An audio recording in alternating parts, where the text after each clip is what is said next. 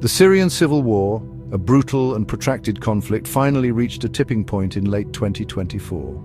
After years of relentless fighting, Bashar al-Assad's regime crumbled. The once formidable Syrian Arab army lay in ruins, decimated by years of conflict and external pressures. Assad, once a symbol of defiance, saw his grip on power slip away as his forces fractured and retreated. The fall of the Assad regime marked a significant turning point in the Syrian conflict, but it also opened the door for new uncertainties and power struggles.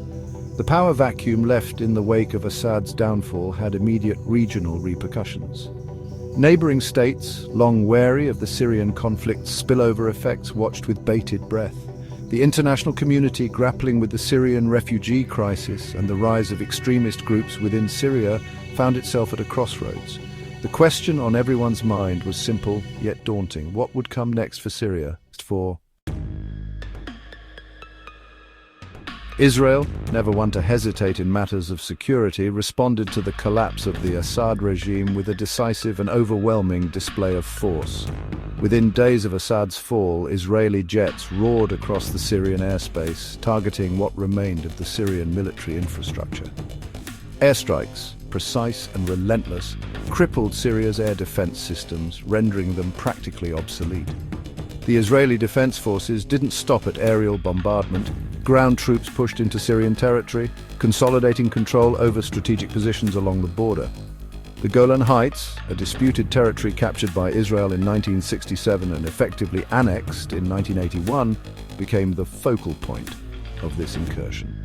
The IDF secured key vantage points, further solidifying their control over the region and sending an unequivocal message to any potential adversaries. The speed and ferocity of the Israeli response left no doubt. Israel was determined to shape the post-Assad reality in Syria according to its security interests. Israel's actions, while swift and decisive, were not unexpected. Citing self-defense and the need to prevent hostile forces from exploiting the chaos in Syria, Israel justified its military intervention. The specter of Iranian-backed militias, particularly Hezbollah, gaining a stronger foothold in southern Syria was a key concern for Israeli strategists. However, many international observers saw Israel's move as an opportunistic power grab. The annexation of the Golan Heights, deemed illegal under international law, had long been a point of contention. Israel's expansion into Syrian territory further solidified its control over this strategically vital region, rich in water resources and offering a commanding view of southern Syria. This move, while raising concerns about Israel's territorial ambitions, also aimed to create a buffer zone, insulating Israel from the volatile situation in Syria. The international community's response to Israel's actions was predictably mixed. The United States, a staunch ally of Israel, offered unwavering support, echoing Israel's security concerns and recognizing its right to self-defense. However, the European Union, while acknowledging Israel's security needs, expressed deep concern over the use of force and the potential for further destabilization. Arab states, grappling with their own internal challenges and divided on the Syrian conflict, offered a muted response. Some, fearing the growing Iranian influence in the region, tacitly approved of Israel's actions, while others condemned the violation of Syrian sovereignty. This lukewarm response, coupled with the lack of any concrete action from the international community, highlighted the limitations of international law and diplomacy in the face of realpolitik and shifting regional dynamics. Section 5. Navigating a fragile peace. In the aftermath of Assad's downfall, a fragile and uncertain peace settled over Syria. The country, once ruled with an iron fist, found itself fragmented, with various factions vying for control.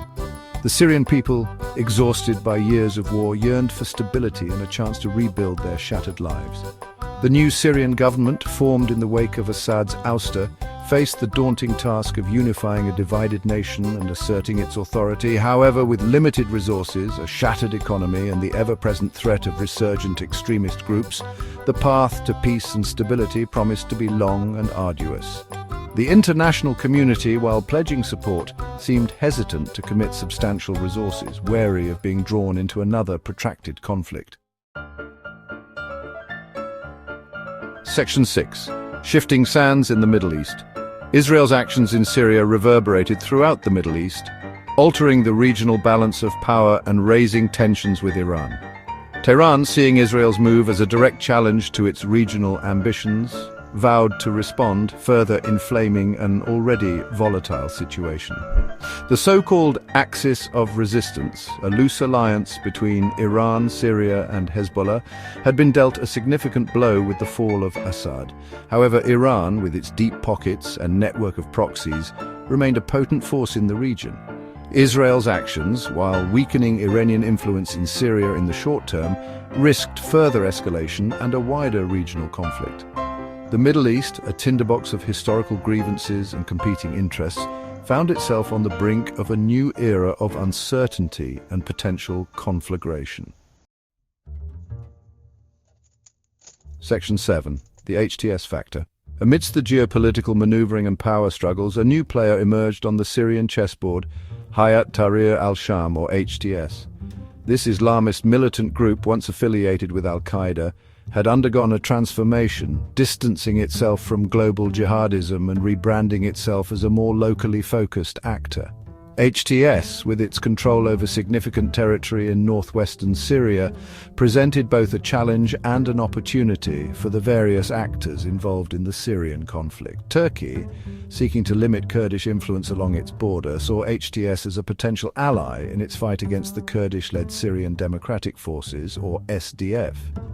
Israel, while officially condemning HTS as a terrorist organization, reportedly engaged in back-channel communications, exploring the possibility of a tacit understanding to maintain stability along the Golan Heights border. Section 8. A legacy of uncertainty. The fall of the Assad regime and the subsequent Israeli intervention marked a watershed moment in the Syrian conflict.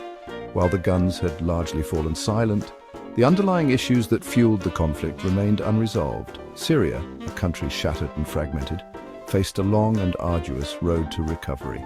The international community, fatigued by years of involvement in the Syrian quagmire, appeared hesitant to commit to a substantial and sustained effort to rebuild Syria.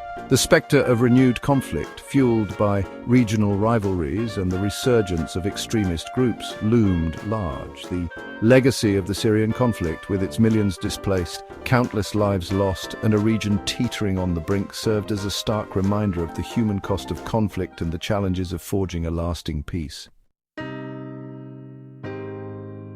Section 9. The future of the Golan. The Golan Heights, a strategic plateau overlooking northern Israel and southern Syria, emerged as a focal point in the post-Assad era.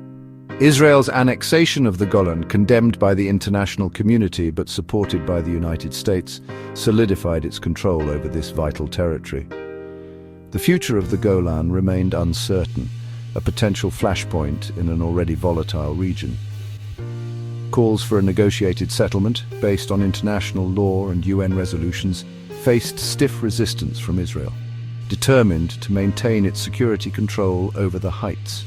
The Golan, once a symbol of conflict and division, now represented the complexities of peacemaking in the Middle East, where history, security concerns, and international law often collided. Only time would tell if the Golan could transition from a flashpoint to a cornerstone of a lasting peace between Israel and a future Syria. Please like the video and subscribe to the Observatory channel for more insightful content.